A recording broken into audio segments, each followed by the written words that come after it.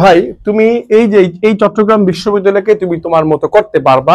সময় আছে আমার হাতে 65 দিন, অর্থাৎ আমি সবকিছু ঝেঁচে ফেলে দিয়ে আমি পাচ্ছি সময় হচ্ছে 65 দিন। এই 65 দিন যদি কোনো শিক্ষার্থী নিয়মিত পড়ার টেবিলে 7 থেকে 8 ঘন্টা সময় দেয়, সে অবশ্যই এই সি ক্যাম্পাসে, এই শাটলযুক্ত ক্যাম্পাসে, এই পাহাড় গেরা ক্যাম্পাসে সে আসতে পারবে। এটা তুমি নিশ্চিত ধরে নাও।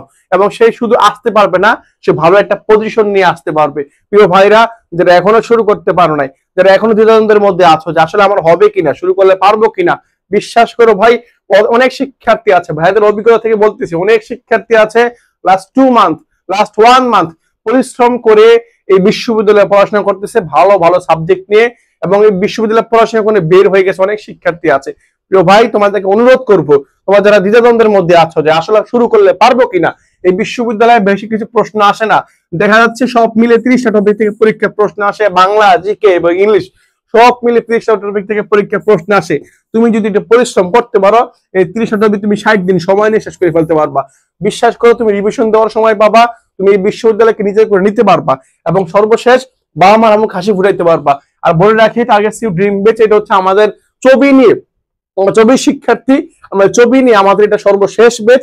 এই বেচের মধ্যে আমরা সুন্দর মতো 30টা টপিক বলো আর কিছু সামথিং টপিক আছে যেগুলো বাইরে থেকে পরীক্ষা প্রশ্ন আসে, এগুলো আমরা শিক্ষার্থীদেরকে পড়াচ্ছি। কেউ যদি পারো, সুযোগ হয়, সামর্থ্য হয়, তাহলে আমাদের পেড বেচের মধ্যে, টার্গেট সিউ ড্রিম বেচের মধ্যে আসতে পারো, যোগাযোগ করতে পারো। ইনশাল্লাহ হতাশ হবে না। এই বিশ্ববিদ্যালয়কে কিভাবে ক্র্যাক করতে হয়, কিভাবে ভালো পজিশনে নিয়ে আসতে হয়, সেটা আমরা তোমাদের শিখাই দিতে পারবো, সে বলে দিতে পারবো। জাস্ট তোমাকে পরিশ্রমটা করতে হবে। আমরা তোমাকে রোড ম্যাপটা দেখাই দিব, এবারে পড়ো, এই টপিকটা পড়িও না, এই টপিকটা গুরুত্ব সহকারে পড়ো। এই টপিক থেকে আগামী বছর পরীক্ষা প্রশ্ন আসবে। 26 সালে জানুয়ারি মাসে পরীক্ষা, এই টপিক থেকে পরীক্ষা প্রশ্ন আসবে, এটা আমি জলদি বলতে পারবো। কিন্তু তুমি যদি পরিশ্রম না করো, আমার কথা কেন, টিচার হিসেবে তোমাকে পড়া, তুমি পারবা না।